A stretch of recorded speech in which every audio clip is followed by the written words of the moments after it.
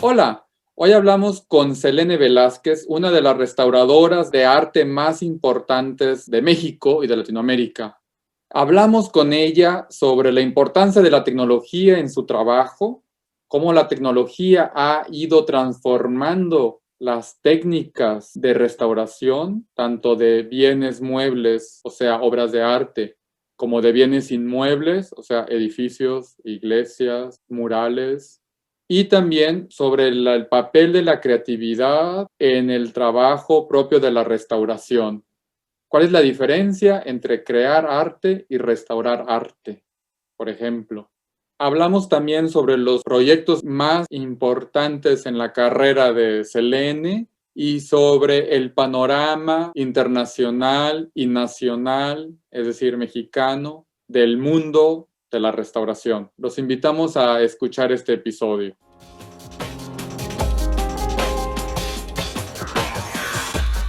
Bienvenidos a Digitalízate.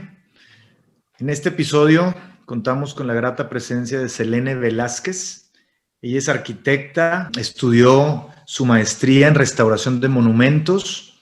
Actualmente está estudiando su doctorado en arquitectura, historia y arte. Es fundadora y directora en Restaurica. Nos acompaña desde la ciudad de Monterrey. Hola, Selene. Hola, Orlando. Encantada de estar aquí contigo y con Enrique. Y también, bueno, nos acompaña como siempre Enrique G. de la G desde Alemania, Hamburgo hoy, creo, ¿no? Sí, estoy en Hamburgo refugiado por la pandemia todavía. Muy bien. Y Orlando Solís desde Monterrey, México. Entremos en materia. Selene, si tuvieras la oportunidad de invitar a cualquier persona, viva o muerta, a tu casa a echarte unos taquitos de carne asada y unas chelas, ¿a quién invitarías y por qué? Yo creo que invitaba a la Malinche, la verdad. Y la invitaba para conocer, obviamente, su versión de la historia. Para que me contara todo. Que me contara todo el chisme de este lado, ¿no? Porque obviamente conocemos el chisme del otro lado, pero no conocemos realmente la historia desde otro ángulo. Entonces, claro que invitaba a la Malinche. O sea, es como que, a ver, mija, cuéntame ahora sí todo, o sea, cómo estuvo. Entonces, estaría increíble, ¿no? O sea, realmente, digo, desde entrada de que sabía varios idiomas, que sabía varias lenguas y que a partir de ahí su cosmovisión era amplísima. ¿Cómo fue todo? O sea, cómo desde su visión quisiera yo obviamente tenerla, ¿no? O sea, cómo se fueron dando las cosas, cómo fue su vida, estaría increíble. Entonces, de ley. Y a Madame Calderón, aunque lo es muy particular y seguro me estaría revisando todo, cómo me sentaba, cómo hablo, pero también me invitaba. Entonces, creo que a ellas dos de entrada. Súper, la Malinche no se me había ocurrido, pero sí, te la compro, invítame. ¿Está bien? Selene, quería empezar con este meme que salió por el mundo hace unos años por las redes sociales de una mujer que quiso restaurar un Cristo de una iglesia y terminó haciendo un bodoque. Y la anécdota nos sirvió al resto del mundo, digamos, para darnos cuenta de lo importante que son los restauradores profesionales. Tú eres una de las más connotadas restauradoras de México. Pero platícanos, ¿cómo llegaste tú a esta disciplina? ¿De dónde surgió tu interés por restaurar bienes muebles y bienes inmuebles? Ahí va, Enrique.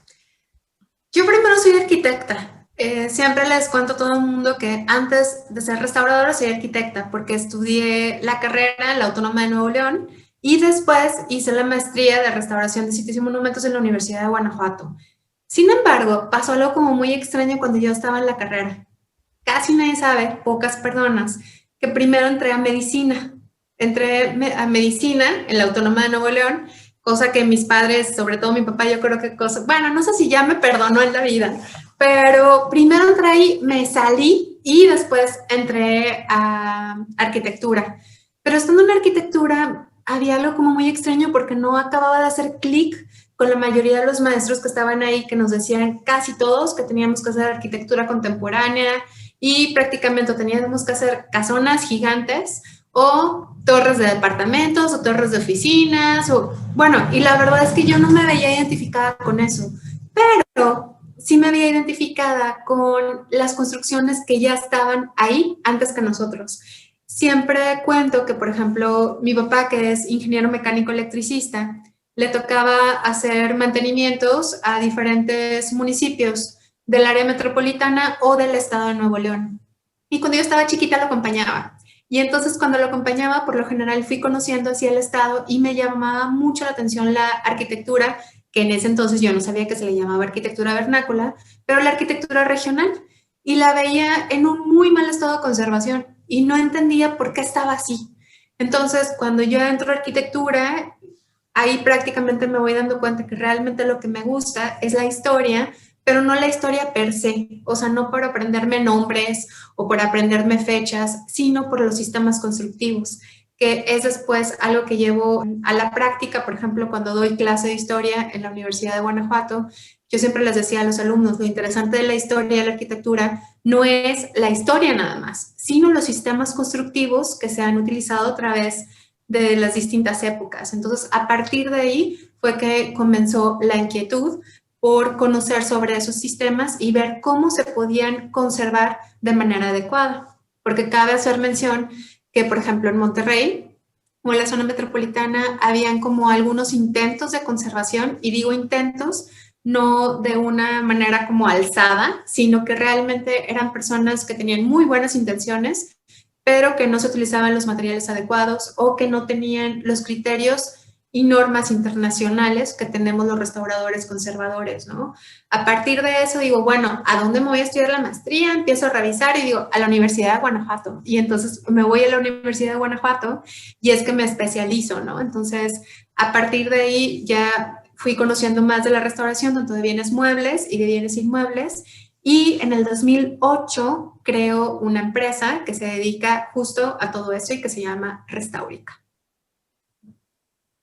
El arte, la arquitectura, pues son cosas que nos pueden llegar a fascinar, que hemos visto cómo pues, la historia va dejando sus estilos. Cada época tiene ahí distintas representaciones de lo que está viviendo el mundo a través del arte, de la arquitectura y demás, ¿no? Pero, ¿qué opinas de dónde estamos hoy? ¿La tecnología estará inhibiendo que surjan los nuevos movimientos arquitectónicos o los nuevos Miguel Ángel, Picasso, Dalí, o al contrario, los chavos hoy van a salir con una creatividad con un mayor impacto gracias a la tecnología? ¿Qué piensas de lo que está pasando hoy en cuanto al arte, a la arquitectura relacionado a la tecnología? Uy, es una pregunta súper amplia y muy buena, Orlando, porque me voy a regresar un poquito ahorita que Enrique también hablaba de Cecilia Jiménez, esta señora que hace el Eche Homo de Borja, ¿no? Entonces sí que es el caos.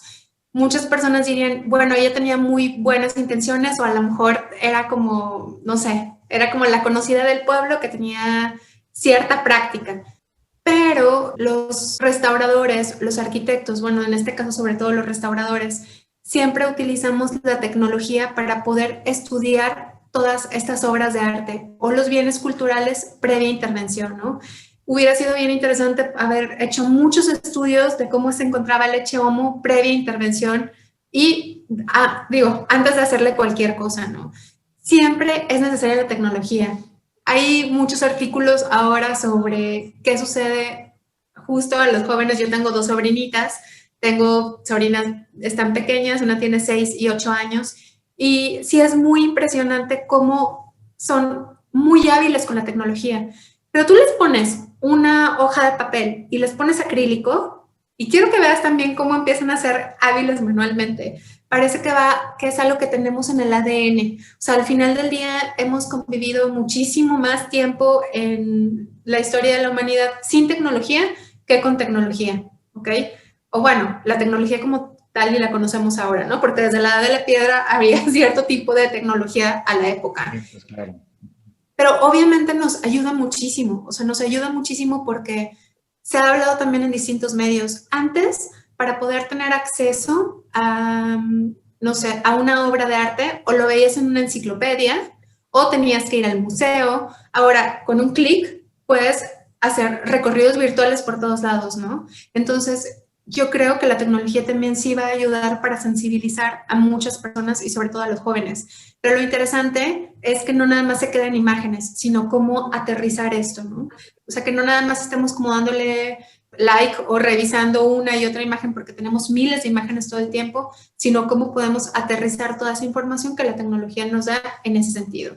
No sé si contesté más o menos tu pregunta, Orlando. Sí, sí, correcto. Oye, y relacionado a eso, hay un estudio que hizo el New York Times, que a unos niños les pusieron ciertos retos relacionados a visitar museos, analizar un poco o qué percibían en un cuarto u otro, en una exposición u otra. Y el estudio concluía que el exponerte a estudiar el arte, estudiar relacionado a la historia también, podía generar en estos niños mayores capacidades cognitivas. ¿Tú qué sabes al respecto? ¿Qué opinas al respecto? O sea, ¿deberíamos de, en general, cualquier carrera estudiar más arte, historia, arquitectura y nos haría personas más inteligentes, más capaces, más sensibles?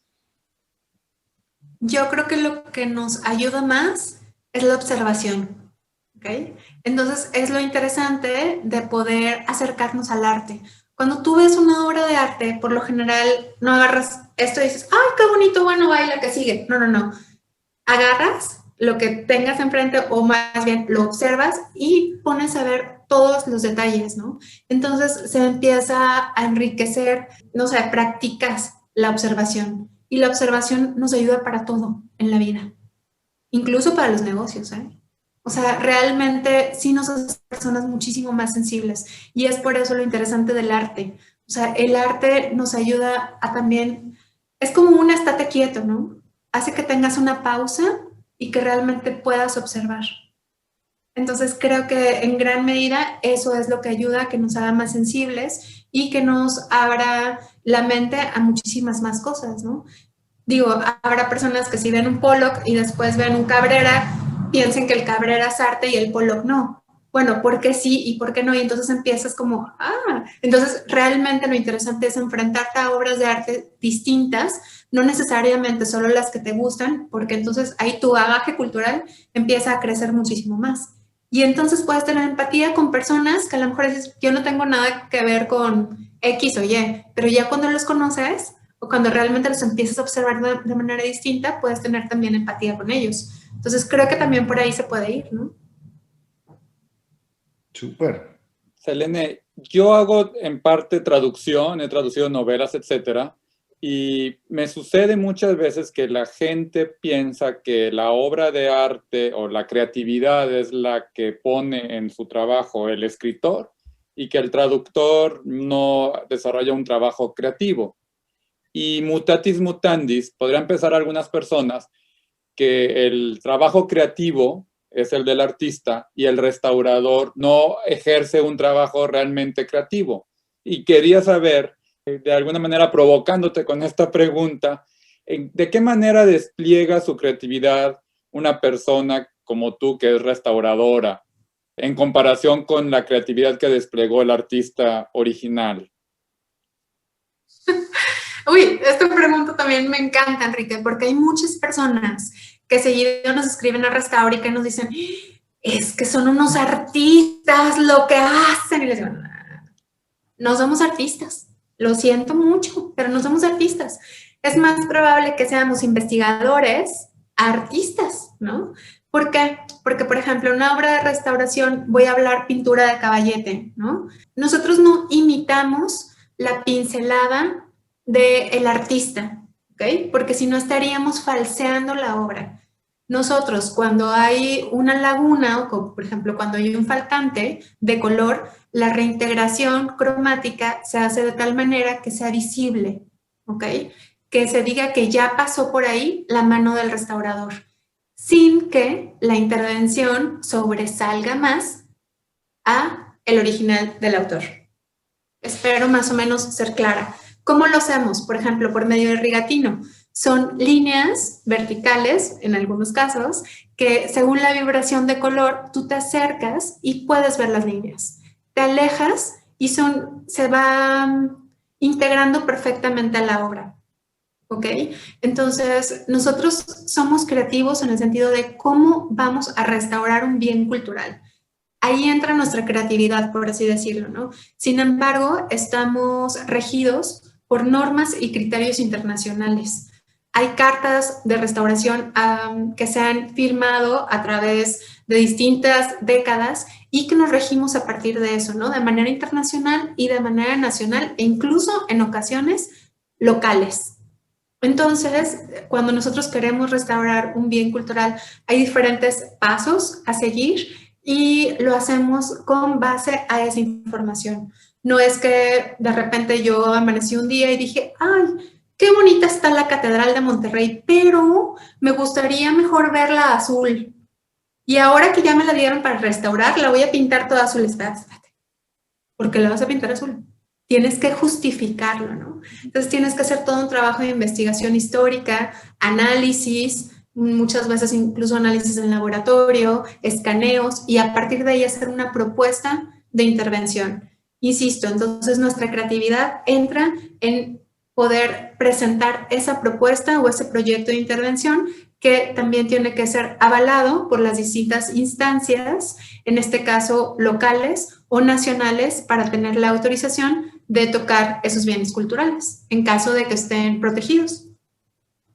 Ah, ya, o sea, ustedes dejan rastros visibles para que el que entiende sepa que por ahí ya pasó el restaurador, ¿correcto? Claro. Sí, porque si no estaríamos falsando la obra. Ahora, Claro. no vamos a hacer algo como otra vez, ¿no? O sea, como el Leche Homo o como lo que ha sucedido en distintos lugares en el país, no solo en Europa, ¿no? Debe de ser como muy discreto, pero además de eso, también realizamos informes que son prácticamente libros de todo lo que se hizo en la obra de restauración, para que quede asentado también de manera escrita. Hacemos registros fotográficos, hacemos levantamientos arquitectónicos, entonces se crea toda una información que deja muy bien asentado cómo se intervino el bien cultural. Porque los bienes culturales deben de ser intervenidos con cierto grado o prácticamente con reversibilidad, ¿no? Entonces podemos tener la opción de retirar la intervención que se hizo en determinado momento si existe tecnología mejor que nos diga cómo hacerlo en el futuro. Ya. Acabas de hablar sobre la tecnología. Queda claro que necesitas tener equipo de última generación para poder hacer bien tu trabajo. ¿Qué posibilidades crees que la tecnología va a ofrecerte como restauradora en el mediano plazo, digamos de aquí a 10 o 20 años? Porque en Alemania ya se habla de la tecnología del arte, ¿no? Como concepto. ¿Cómo te imaginas tu trabajo con la tecnología y las posibilidades que te va a ofrecer? No, bueno, es fundamental. O sea, yo no me puedo imaginar el trabajo de restaurica que se hace de manera artesanal y manual sin ligarlo completamente con el apoyo tecnológico, ¿no? O sea, por ejemplo, en el 2015 nosotros fuimos de las primeras empresas, si no es que la primera, que utilizamos un escáner, el ScanStation Leica, para escanear todo el templo de Nuestra Señora de los Dolores acá en Monterrey. Ese escáner casi siempre se utilizaba solo por parte de gobierno, el Instituto Nacional de Antropología e Historia, para zonas arqueológicas o para grandes catedrales. Y nosotros como empresa lo utilizamos en el 2015. Parece cercano, pero no. O sea, realmente para el 2015 no se utilizaban tanto estos escaneos, ¿no? Entonces, lo interesante es que ahorita yo tengo cada milímetro registrado del templo de Nuestra Señora de los Dolores, ¿no? Entonces se hizo todo ese escaneo que me ayudó para hacer los planos en AutoCAD en 2D y a partir de ahí hacer los registros de deterioros, ¿no? Por ejemplo, ahora con la restauración que recién terminé del coro y sotocoro. Y además tomo muestras y las mando a analizar en laboratorio, o en algunos casos los voy a analizar yo misma, como espero analizarlos ahora que me pueda ir a Sevilla, para conocer la policromía, ¿no? Y además de la policromía, los diferentes estratos policromáticos de una pintura mural y conocer el origen de los pigmentos. Entonces, todo esto es a base de, bueno, con microscopios, con muchísima tecnología que todo el tiempo lo tenemos de manera recurrente, ¿no? Entonces, yo no me puedo imaginar realmente cómo sería el trabajo de la restauración sin esa tecnología. Nos ha ayudado, por ejemplo, en Restaurica a descubrir sistemas constructivos antiquísimos, ¿no? Como el sistema de ollas con la que está formada la cúpula de Dolores, junto con una estructura de acero muy probablemente de fundidora. Sin yo tener que abrir la cúpula, metí una cámara de inspección, que es como un endoscopio, como estos que meten para revisar cómo tenemos las tripas. Bueno, yo siempre les digo, bueno, esto es como meter una camarita para estudiar las tripas del edificio, ¿no? Y eso es tecnología que utilicé en el 2015. Entonces, y que todo eso nos ha dado muchísima información para poder seguir investigando los bienes culturales de la región. Oye, se ve que vibras cuando nos platicas de tus proyectos. Platícanos un par de proyectos, de los más fascinantes, de los que te sientes más orgullosa. ¿Cuáles destacarías? Bueno, siempre lo voy a decir, es el Templo de Nuestra Señora de los Dolores. Siempre les digo que el Templo de Nuestra Señora de los Dolores es mi amor verdadero. Se comienza en 1900 y se termina en 1909. He tenido la fortuna de trabajar ahí desde el 2013, 2014, con la primera etapa de restauración, que se hizo gracias a las gestiones y al apoyo del Consejo para la Cultura y las Artes de Nuevo León, CONARTE. Después hice un proyecto de investigación para conocer el estado de conservación de la pintura mural que faltaba por trabajar, 2015, y recién acabo de terminar la restauración de la pintura mural del coro y sotocoro, y encontré también ahí el sistema constructivo de la bóveda del coro, donde la proyección es que hay más de 2,200 ollitas de barro, que son las que están conformando esa bóveda. Entonces es increíble porque, bueno, o sea, prácticamente es abonar en conocer los sistemas constructivos regionales y es documentar algo que nunca antes había documentado en la región. Entonces, pues, Dolores, ¿no? Dolores la amo, además de que tiene más de 4,000 metros cuadrados de pintura mural. La gente que ya me conoce van a decir, ay, Selene, otra vez hablando de Dolores, pero la amo. Y otro de los proyectos, todos los proyectos son importantes para mí. Hay de repente personas que se acercan y me dicen, es que este proyecto es muy chiquito y no sé si le digo, todos son importantes. A todos los amo por igual, o sea, no importa el tamaño. Otro es el Museo Estatal de Culturas Populares, en el que también tuve la fortuna de participar con el catálogo de conceptos, con los criterios de restauración y en donde hice el descubrimiento de pintura mural nunca antes registrada. Estaban varias ventanas tapiadas en un muro que es del siglo XVIII. Entonces fue muy interesante porque se hizo ese descubrimiento. Además se encontró la policromía antigua del inmueble, que es el primer estudio que se hacía en la región y tengo la fortuna de haberlo hecho por acá en Restaurica. Y a partir de eso también escribí alguna serie de cédulas para que se quede el edificio como un museo de sitio. Entonces, cuando las personas vayan, por ejemplo, Enrique hace rato decía, bueno, entonces las intervenciones que, no sé, por ejemplo, del Rigatino, lo van a conocer las personas que sepan. Bueno, acá lo interesante de dejar cédulas es que cualquiera puede llegar y leer un poquito más sobre los hallazgos y sobre los sistemas constructivos del edificio. Entonces, así ya se queda como un gran museo de sitio. Entonces, pues nada, son de mis top, pero todos. Oye, ¿y qué te intriga o te asusta de lo que viene en cuanto a tecnología en temas artísticos, ¿no? Se habla de que la impresión 3D o un arte interactivo o el realidad aumentada, o sea, ya el arte puede ser vivir una experiencia sensorial y a través de tecnología. ¿Qué te intriga o te da cierto temor o curiosidad fuerte de lo que puede venir en temas de tecnología y expresiones artísticas? Es curioso porque no me intriga nada, ni me da miedo como tal, al contrario, o sea, más bien vería cómo poderlo utilizar, ¿no? Cómo poderlo aterrizar para acá.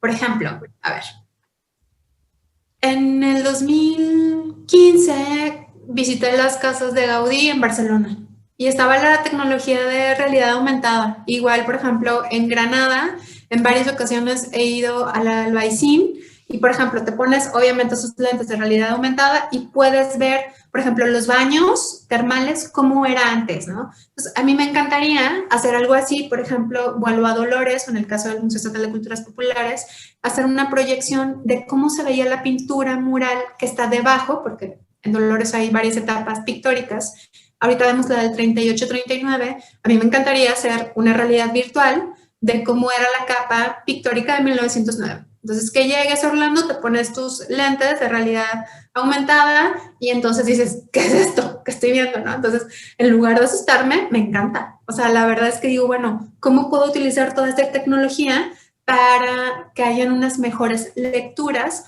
sobre los bienes culturales que tenemos, ¿no? Entonces, todavía no llego al punto en que me espante. Entonces...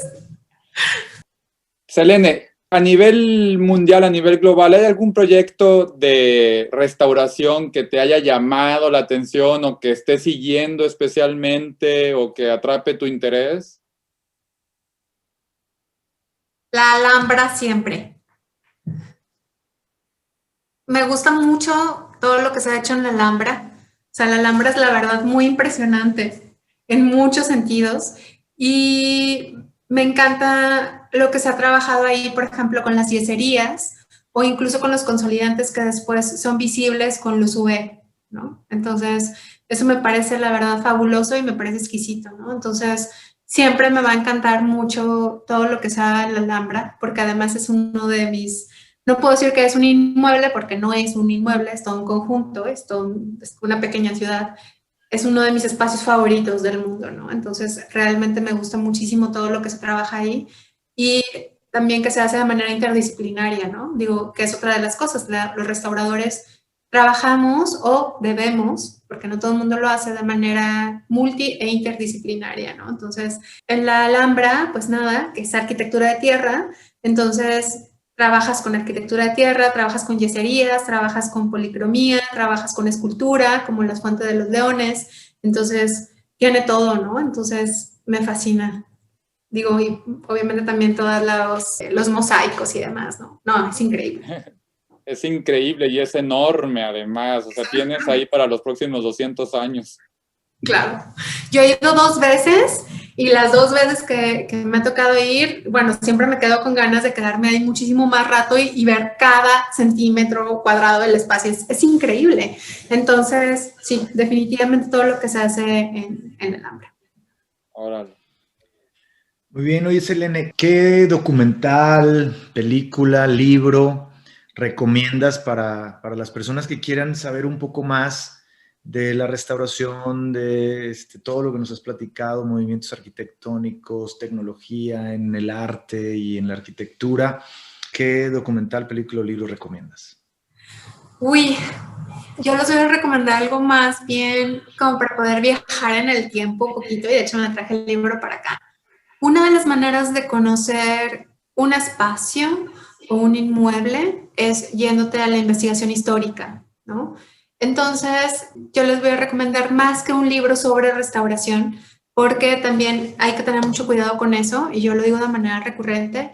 No se aprende la restauración nada más leyendo un libro o tomando un diplomado, un curso, ¿no? Puedes acercarte un poquito más, pero no es que por eso ya vas a salir y puedas restaurar, ¿no? Sin embargo, vale mucho la pena conocer, por ejemplo, cómo era un inmueble, cómo era una zona antes, ¿no? Y a partir de eso puedes reestructurar, por ejemplo, incluso un edificio. Entonces, de hecho, yo me lo traje para acá. Son 2. Les voy a recomendar que es La vida en México, de Francis Erskine, mejor conocida como Madame Calderón de la Barca. Entonces, con Madame Calderón de la Barca haces como un gran recorrido por la Ciudad de México y por los pueblitos como Tacuba. Me encanta porque, por ejemplo, te pones a leerla y entonces empieza a hablar de todas las zonas que están cercanas a justo el Zócalo, pero realmente los ve como pobladitos, ¿no? Entonces, uno que conoce la Ciudad de México o que se va por allá y dice, no, bueno, entonces vale mucho la pena ver cómo era la vida de verdad en México en esa época, cómo se comía, cómo se vestía, cómo eran las formas y, obviamente, cómo era la arquitectura en ese momento. Y incluso te habla cómo algunas haciendas estaban en su esplendor o como incluso algunos edificios del 18, porque aquí estamos hablando de principios del 19, bueno, como los del 18 se estaban cayendo, ¿no? Porque obviamente pues después vino la guerra de independencia y demás. Entonces es muy interesante hacer como un viaje no es una novela, son cartas que escribía realmente de su vida en México. Entonces yo más bien recomendaría eso. Y otro libro que van a decir otra vez, ¿qué tiene que ver con restauración? Todo. Este libro, el título es un poco largo, pero prácticamente muchas personas lo conocen como Donde habita el olvido, que es de un historiador que se llama Jaime Sánchez Macedo. ¿Macedo? Sí, Macedo. Y él aborda el despojo histórico en el centro de la ciudad de Monterrey, desde la Macroplaza hasta la creación del Santa Lucía. Y entonces, ¿cómo ha cambiado la ciudad a partir de eso? Entonces, vale la pena más bien acercarnos a estos otros hechos históricos que están ahí y entonces empezar a comprender lo que tenemos como patrimonio o lo que se conoce como patrimonio. Órale, conozco a Jaime, es un tipazo. Sí, Claro. sí lo es. Trabajó mucho tiempo en la fototeca de Fundidora, en el archivo. Claro, exacto. Sí, Enrique, justo. Digo, conste que no estoy haciendo ahí promoción ni nada, pero son muy buenos libros. Digo, a Francis Erskine, a Madame Calderón de la Barca, por favor, quien nadie le tiene que hacer promociones, Madame Calderón de la Barca.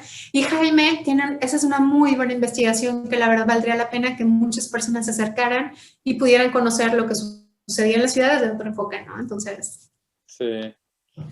Tengo 20 años de no volver al libro de Madame Calderón. Lo leí de teenager cuando me fui a vivir al DF y me encantó, pero la verdad es que me acuerdo de algunas descripciones de callecitas, de los callejones, de leyendas, pero tendría que volverlo a leer. A mí me pasó algo muy interesante y sí es una onda feminista porque o sea, cuando lo estaba releyendo, también la primera vez no caí en cuenta, hasta la segunda. Colegio de los Vizcaínos. Ella habla como el Colegio de los Vizcaínos.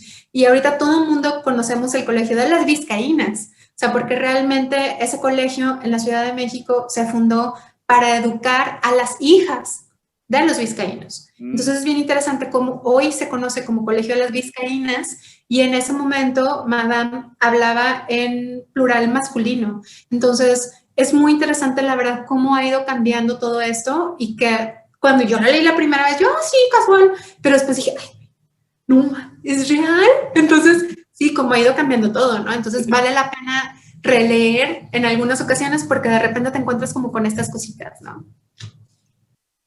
Muchas gracias, Selene. Un episodio súper rico de conocimiento, de tu experiencia y creo que nos trae buenos aprendizajes y en lo personal me generó curiosidad de ver este mundo que tú ves de la historia, los monumentos, la restauración, el arte como tu profesión. Muchas gracias por haber estado en este capítulo. Al contrario, Orlando, Enrique, a los dos quiero agradecerles la invitación. La verdad es que me emociona mucho. Disfruté mucho platicar con ustedes, entonces espero que les guste, ¿no? Y también me dará mucho gusto, Orlando, bueno, sobre todo me da gusto que te haya dado curiosidad y visita los sitios que les dije, por ejemplo, visita Dolores, visiten el museo. Me queda claro que estamos en medio de una pandemia, pero cuando se pueda y estén abiertos los espacios, visítenlos, o sea, porque yo creo que una de las mejores formas de conocer es obviamente yendo a los lugares y observándolos, que era lo que les comenté por acá. Entonces, pues nada, muchas gracias por la invitación.